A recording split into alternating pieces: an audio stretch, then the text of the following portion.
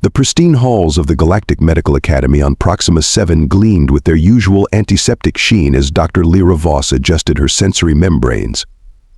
The floating medical station's artificial gravity felt particularly heavy today, or perhaps it was just the weight of responsibility pressing down on her 4 shoulders.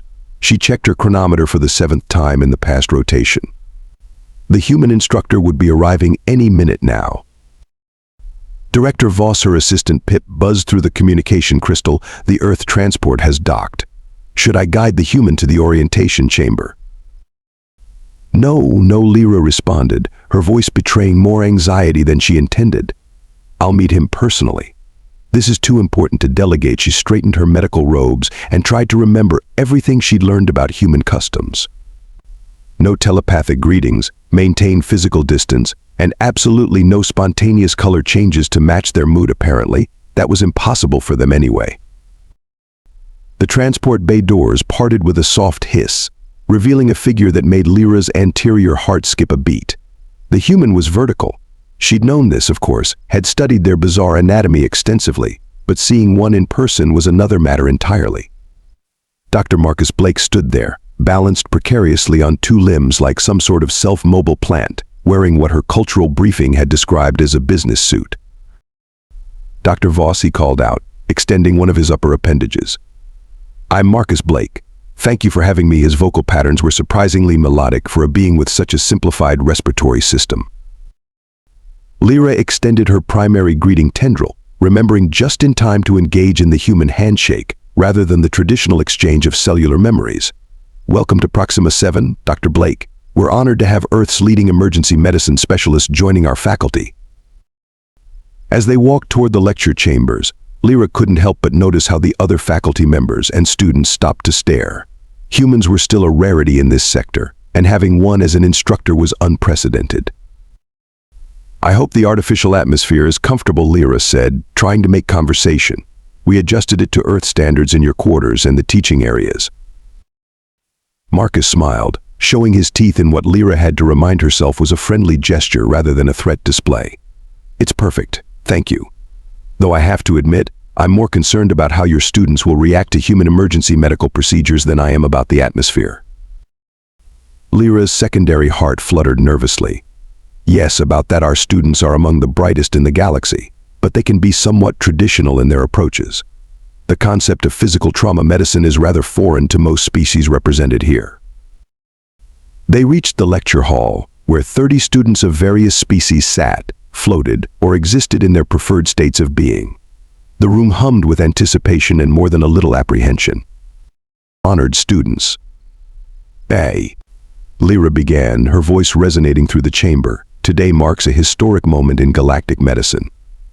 As you know, humans have recently joined the Galactic Medical Federation, and their unique approaches to emergency medicine have revolutionized our understanding of trauma care. She noticed several students rippling with skepticism, particularly young Blorp, whose gelatinous form practically vibrated with disapproval. Well, they were in for quite a surprise. Please welcome Dr. Marcus Blake from Earth, who will be co-teaching this semester's course on emergency medicine across species. Marcus stepped forward, and Lyra watched in fascination as several students instinctively recoiled at his solid, unchanging form. He seemed unfazed, reaching for the holoprojector controls with practiced ease. Thank you, Dr. Voss, he said, then turned to address the class.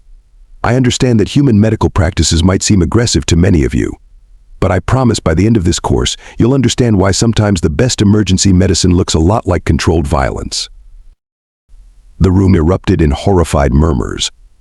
Lyra felt her chromatophores shifting to a worried mauve, despite her best efforts at professional detachment. This was going to be an interesting semester indeed. Now Marcus continued, pulling up a hologram of the human cardiovascular system, who wants to learn about something we call CPR. Lyra watched as 30 pairs, sets or clusters of sensory organs widened in what she could only describe as collective terror. She hadn't even told them about the needles yet. Dr. Marcus Blake stood before the class, his hands hovering over the medical simulation dummy with practiced confidence. When a human heart stops beating, he explained, we have approximately 4 to 6 minutes to restore circulation before brain damage occurs. But surely, interrupted Blorp, their gelatinous form quivering with concern, you wait for the consciousness transfer protocols. Humans don't have consciousness transfer protocols, Dr. Voss interjected gently. Their consciousness remains locked within their neural network until death. A wave of horrified whispers swept through the classroom. Even the crystalline Ardanian students, normally stoic, chimed with distress. Exactly, Marcus continued, seemingly unfazed by the reaction. Which is why we do this. He positioned his hands on the dummy's chest and began compressions. The sharp, rhythmic cracking sound of ribs giving way under pressure filled the room. Several students immediately shifted into their defensive forms. One Methanian student actually vaporized themselves into a gaseous state and had to be collected by the room's atmospheric filters. Dr. Blake Lyra called out, her chromatophores flashing warning patterns. Perhaps we should begin with something less percussive. This is actually one of our more gentle procedures, Marcus replied with a slight smile. But all right, let's talk about the principle behind it. In human emergency medicine, we sometimes have to cause minor damage to prevent major damage. Those cracking sounds? Just cartilage and ribs shifting. They'll heal. Death, however, won't. A tentative appendage raised from the back of the room. Query: how do humans survive such trauma to their internal support structures? Asked TK419, the cybernetically enhanced student. That's where it gets interesting, Marcus said, pulling up a holographic display of the human endocrine system. Humans have this wonderful thing called adrenaline. When we're injured, our bodies flood with it, allowing us to ignore pain and continue functioning despite significant trauma. You ignore pain? Asked a horrified voice from the back. Pain is the sacred signal. Pain is a tool, Marcus corrected. Sometimes useful, sometimes not. In emergency situations, it can be counterproductive. Which brings us to our next topic: emergency pain management. He reached into his medical kit and pulled out a hypodermic needle. 3 students promptly fainted. Now Lyra tried to calm the class, even as her own secondary circulatory system contracted in sympathy. Remember your xenobiology training. Different species, different solutions. Exactly, Marcus agreed.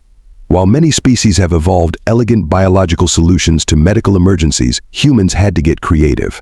We developed external tools and techniques that might seem aggressive, but are actually quite precise. He held up the needle. This delivers pain-blocking chemicals directly into the bloodstream, much faster than neural reorganization or biochemical rebalancing. But you puncture the protective dermal layer? Deliberately asked Blorp, who had shrunk to half their usual size in distress. Sometimes we have to go through multiple layers, Marcus confirmed cheerfully. In fact, in cases of tension pneumothorax, we might need to insert a needle directly into the chest cavity to release trapped air. The Methanian student, who had just been reintegrated into corporeal form, promptly vaporized again. I believe Lyra interjected quickly, seeing the growing panic in her class. This might be a good time to discuss the remarkable human healing factor that makes such interventions possible. Oh yes, Marcus brightened. Humans have an incredible ability to repair tissue damage. Broken bones? 4 to 6 weeks. Skin lacerations? A few days to a few weeks. Internal bruising from CPR? Usually healed within a month. A month, squeaked someone in clear distress. Most species represented in the class could regenerate minor injuries within hours. The fascinating thing about human emergency medicine, Lyra added, trying to put a more positive spin on things, is how it has evolved to work with human biology. While we might find these methods shocking, they are perfectly suited to human physiological responses. Precisely, Marcus agreed. For example, human blood has remarkable clotting abilities, which means we can survive significant blood loss if we act quickly enough. Sometimes we even use this to our advantage by. Perhaps Lyra interrupted hastily, noticing several students turning concerning colors. We should save the discussion of human blood properties for next week's lecture. Marcus nodded, though she could see him fighting back a smile. Fair enough. For now, let's focus on the basic principles of human emergency assessment. We use something called the ABC method: airway, breathing, circulation. Query: TK419 spoke up again. What is the statistical survival rate for humans undergoing these emergency procedures? surprisingly high, Marcus answered. When CPR is performed immediately after cardiac arrest, survival rates can be up to 45%. The class stared in collective amazement. The idea that nearly half of a species could survive what appeared to be fatal trauma through such aggressive intervention was remarkable. I think, Lyra said, noting the time and the generally overwhelmed state of her students, this would be a good moment to end today's lecture. Please review the provided materials on human anatomical resilience before next class. As the students filed out, many still vibrating with nervous energy, Marcus turned to Lyra. That went well, I thought. Lyra's chromatophores shifted through several colors before settling on a bemused purple. No one permanently altered their state of matter, and we only had 3 fainting incidents. I suppose by human standards, that might be considered a success. Just wait until we get to the practical exercises, Marcus grinned, that disconcerting display of teeth somehow becoming less alarming to Lyra with each viewing. She felt her primary heart skip another beat. Practical exercises. Of course. You can't learn emergency medicine just by watching. Next week, everyone gets to try CPR. The thought of her students actually performing these procedures made all 4 of Lyra's hearts stutter simultaneously. She had a feeling she would need to stock up on smelling salts for herself as much as for her students. The practical training lab of Proxima 7's Medical Academy looked like the aftermath of a particularly chaotic disaster simulation. Medical dummies were strewn about in various states of disarray, some missing limbs, others with their chest panels completely dislodged. Dr. Lyra Voss surveyed the scene with all 4 of her eyes while trying to maintain a professional demeanor. Remember, Dr. Marcus Blake called out to the struggling students, compression depth should be at least 2 inches. Yes, even if you hear that cracking sound, blorp. That's normal. Blorp, who had extended their gelatinous form into roughly human-shaped appendages, was attempting to perform chest compressions on their dummy. Unfortunately, they kept losing structural cohesion at the crucial moment, resulting in their hands simply merging with the dummy's chest plate.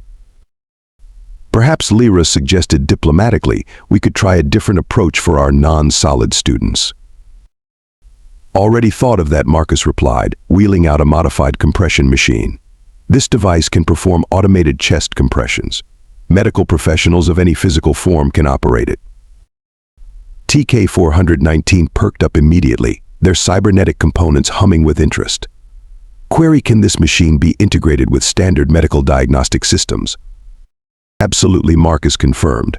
In fact, human emergency services often use similar devices in conjunction with vital sign monitors and automated external defibrillators. At the mention of defibrillators, several students instinctively shifted away from their stations. The concept of deliberately shocking a patient with electricity was still a sensitive topic. In another corner, a Methanian student had finally managed to maintain solid form long enough to attempt rescue breaths on their dummy. Unfortunately, their natural atmospheric composition meant each breath filled the dummy's lungs with a mildly corrosive gas.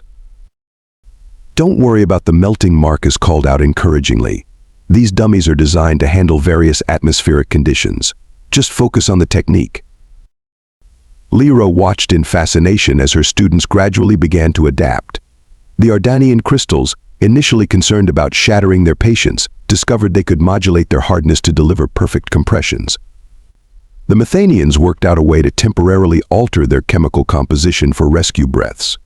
Even Blorp had finally achieved a workable solution by forming temporary calcium deposits in their appendages. You know, Lyra commented to Marcus as they observed a particularly determined group practicing with the compression machine, I'm beginning to understand why humans developed such direct methods. Your species' ability to adapt and create technological solutions is remarkable. We had to get creative, Marcus agreed.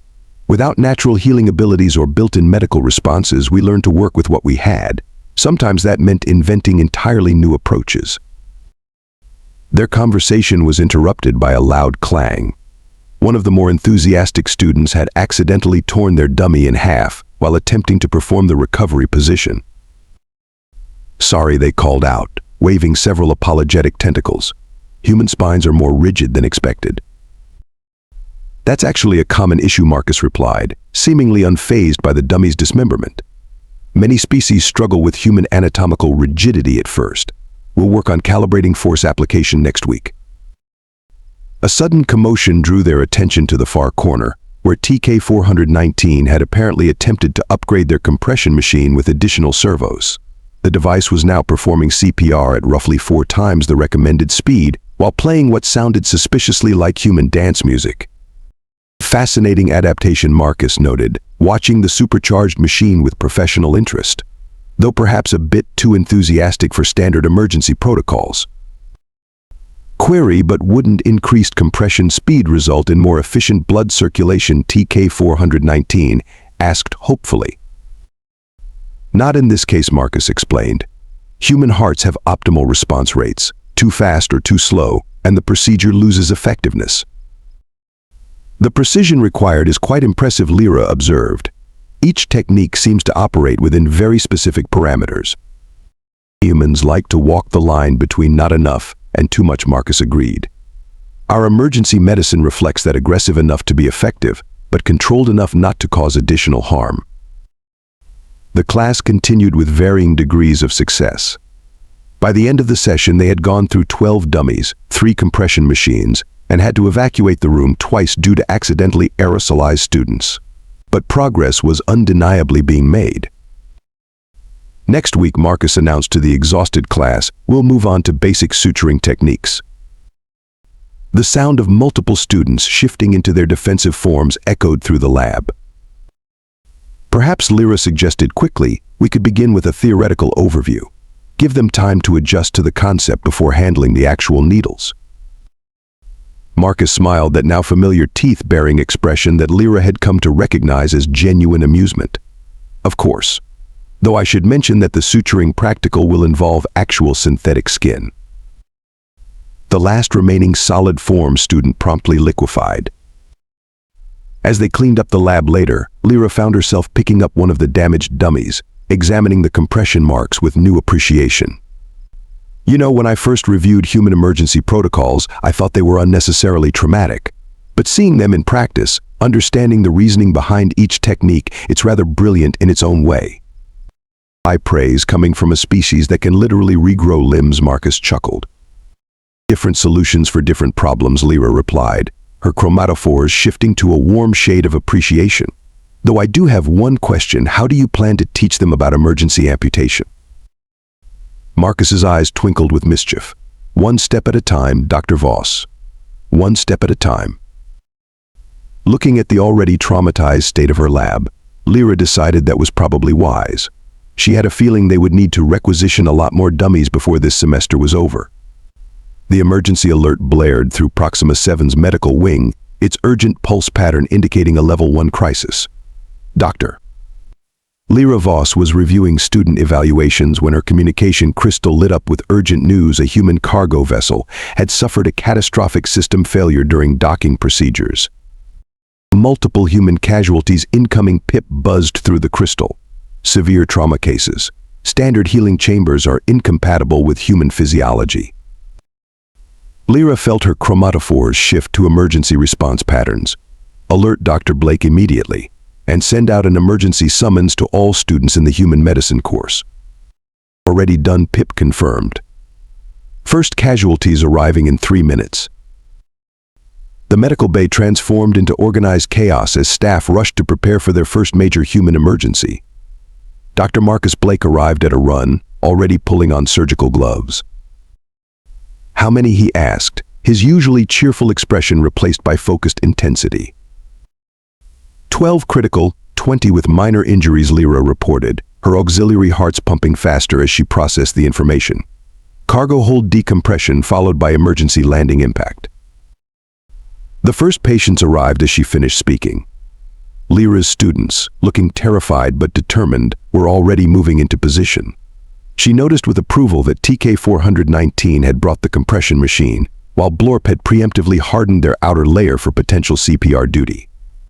Multiple crush injuries, Marcus called out, examining the first patient.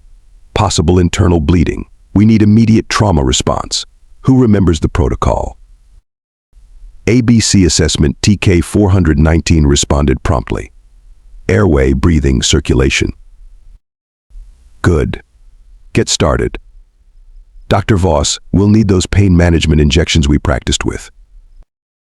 Lyra moved to the medical storage unit, her hands steady despite her racing hearts. She had never actually administered human medications before, but the practice sessions had prepared her for this. The next patient arrived with a partially collapsed lung. Without hesitation, Marcus pulled out a chest needle. Several students flinched, but none fled.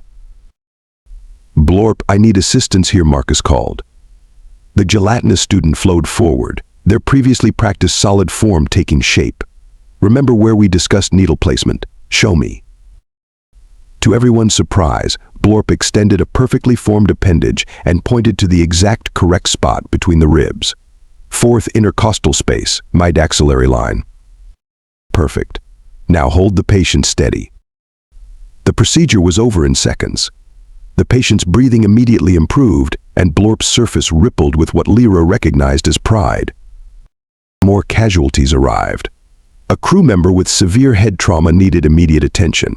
The Ardanian students, their crystalline forms glinting under the emergency lights, demonstrated perfect precision in applying pressure bandages. "Multiple fractures here," Lyra called out, her diagnostic sensors detecting the damage. "TK-419, bring the portable bone stabilizer." The cybernetic student rolled forward with the modified human medical equipment they had helped design during their practical sessions. It was a perfect fusion of human medical principles and advanced alien technology. "Cardiac arrest," someone shouted from across the bay. Without hesitation, the Methanian students solidified into their practiced form and began compressions, their usually gaseous form maintaining perfect consistency through the entire procedure. Lyra moved between patients, her four eyes allowing her to monitor multiple situations simultaneously. She saw her students applying everything they had learned, their previous horror at human medical procedures transformed into focused determination. "Dr. Voss," Marcus called out. "Need you here. Possible arterial bleed." She rushed over, already preparing the necessary equipment. Together they worked to locate and clamp the damaged blood vessel. Her fine motor control combined with his experience made them an efficient team. "Never thought I'd say this," Marcus commented as they worked, "but having four arms really speeds up the suturing process." "Never thought I'd be grateful for your species' bizarre fascination with sewing flesh," Lyra replied, her chromatophores flashing what could only be described as gallows humor. Hours passed in a blur of activity. Students who had once fainted at the sight of a needle were now confidently administering emergency medications. Those who had been horrified by the concept of CPR worked in seamless rotations to maintain compressions when needed. Finally, the last patient was stabilized.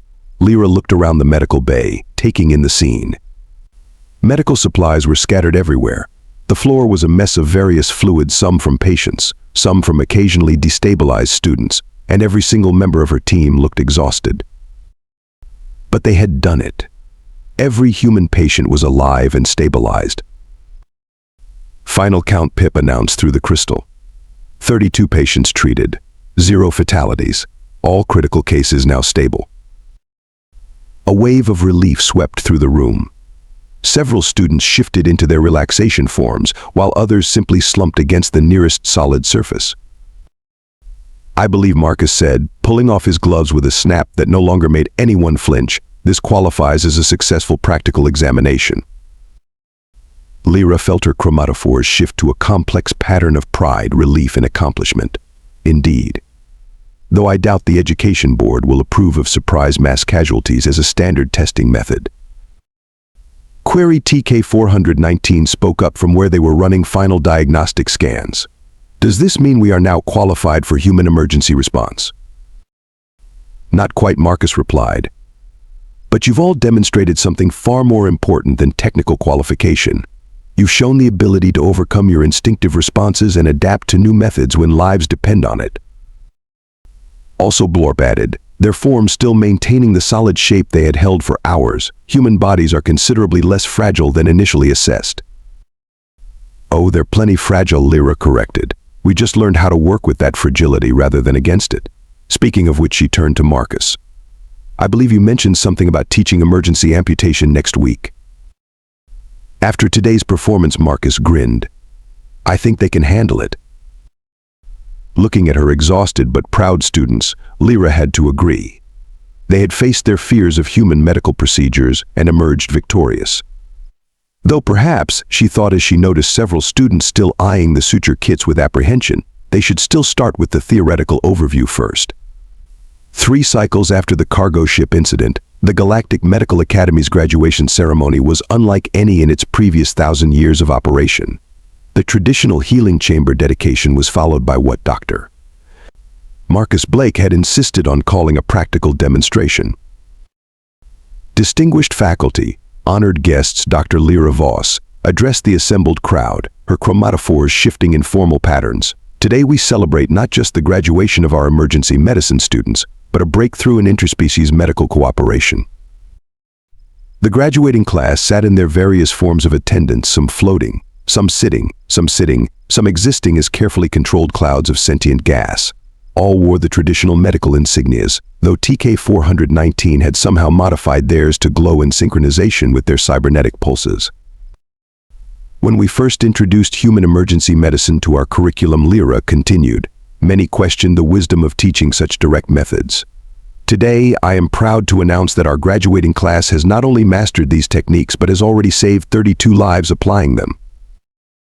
In the audience, several of the recovered cargo ship crew members applauded. One of them, their arm still in a cast, gave an enthusiastic thumbs up to Blorp, who rippled their surface in what had become their version of a human smile. And now Lyra announced, our graduating class will demonstrate their mastery of human emergency techniques. The demonstration that followed would be talked about in medical circles for years to come. TK-419 showcased their modified compression machine, now fully integrated with standard medical monitoring systems and capable of adjusting its force based on patient species. The Methanian students demonstrated their perfected solid-form CPR technique, though they still occasionally dissolved into giggles literally during the rescue breaths. Blorp, to everyone's amazement, performed a perfect demonstration of emergency suturing.